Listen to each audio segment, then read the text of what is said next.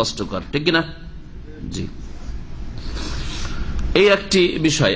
আর একটি বিষয় স্ত্রীর সাথে সম্পর্কিত, ওয়াস্তাউসি বিন নিসাই খায়রান। আর নবী সাল্লাল্লাহু আলাইহি ওয়াসাল্লাম বলছেন, তোমরা নারীদের সম্পর্কে কল্যাণের ওসিয়ত তলব করো। ইস্তাউসুর শাব্দিক অর্থ কল্যাণের ওসিয়ত গ্রহণ করো আমার কাছ থেকে।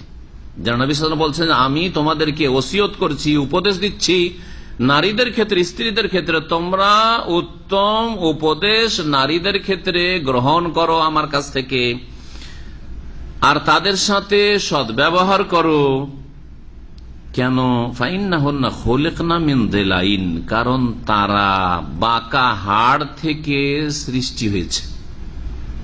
ফাইন্নাহুন্না, নারী জাতি বাঁকা হাড্ডি থেকে, নারী জাতিকে কি করা হয়েছে? খুলিকনা, পয়দা করা হয়েছে, সৃষ্টি করা হয়েছে।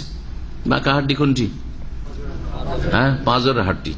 আর পাঁজরের হাড্ডি গুলো বাঁকা আছে, কিন্তু যত ওপর দিকে উঠবে তত বেশি বাঁকা হবে। তো ওপর দিকের যে পাঁজরের হাড্ডি আদম আলাইহিস সালামের, সেই হাড্ডি থেকে সৃষ্টি করা হয়েছে মা হাওয়া আলাইহিস সালামকে।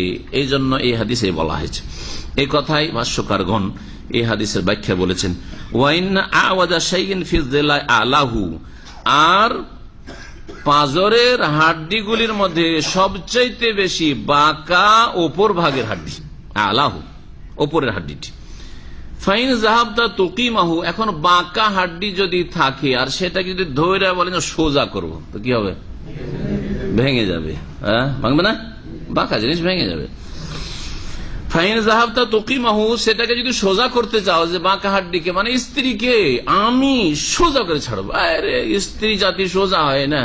যারা বিবাহ করেন তারা অনেকে এরকম কল্পনা জল্পনা করে, বন্ধু বিয়ে করেছে, তারপরে স্ত্রীকে নিয়ে একটু অশান্তিতে আছে। আপনি ঠিক করতে পারেন না, আপনি কাপুরুষ, আমাকে দেখেন, রাতারাতি ঠিক করে দেবো একবারে। হ্যাঁ, রাতারাতি ঠিক করে দেবো। এসব কল্পনা জল্পনা অনেকে করে। শোনেন, ঠিক করতে গেলে কি হবে, ওই রকম গায়ের জোরে ঠিক করলে কি হবে? গায়ের জোরে ঠিক করেন না, আপনি উত্তম আচরণের জোরে ঠিক করার চেষ্টা করবেন, গায়ের জোরে নয়। হ্যাঁ, চাপ সৃষ্টি করে, হ্যাঁ একবারে বাই ফোর্স না, এরকম। যদি তাকে সোজা করতে যাও ওই বাঁকা হাড্ডিকে, কাসার তাহলে তাকে কি করবে?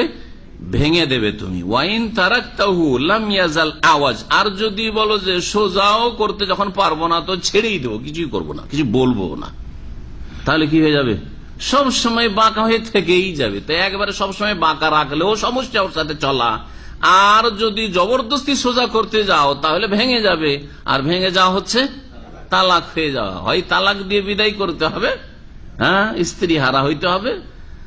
আর না হইলে যদি বলো যে আমি কিছু বলবো না, ভাই যা পারবে তাই করুক, হ্যাঁ ওর মতো চলুক, আমি আমার মতো চলছি, আদা খাবে স্বাদ পাবে, তাহলে দায়ুস হয়ে জাহান্নামে যাবেন, দায়ুস হয়ে জাহান্নামে যাবেন। তাহলে দুটোই সমস্যা।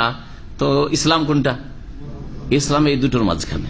ইসলাম দুটোর মাঝখানে যথাসাধ্য চেষ্টা করেন সোজা করার চেষ্টা করেন, কিন্তু সোজা করার জন্য শরীয়ত সম্মত যে পদ্ধতি রয়েছে সেটা জেনে নিয়ে সেই চিকিৎসাগুলি আপনি প্রয়োগ করেন, সেই এলাজগুলি করুন আপনি।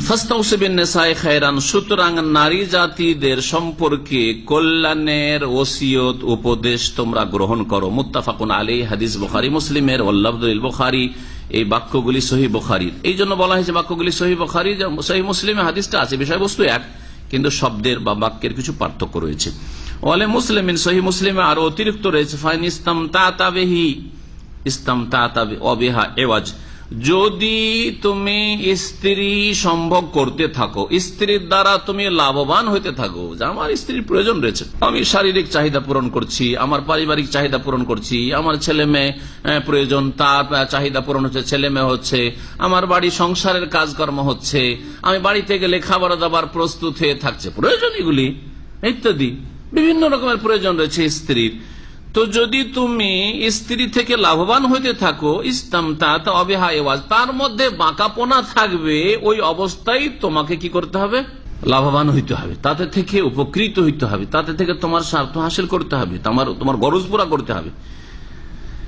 ওয়াইন যাহাবতা তুকিমুহা, আর যদি সেটাকে পুরো সোজা করতে যাও, যে পুরোপুরি সোজা করে দেবো, কাসার তাহা, তাহলে সেটাকে ভেঙে ফেলবে। ওয়া কাসরুহা তালাকুহা, আর এই বাঁকা হাড্ডিটিকে ভেঙে ফেলা হচ্ছে স্ত্রীকে তালাক দিয়ে দেওয়া, তালাক স্ত্রীর হয়ে যাওয়া, স্ত্রী থেকে বিচ্ছিন্ন হয়ে যাওয়া।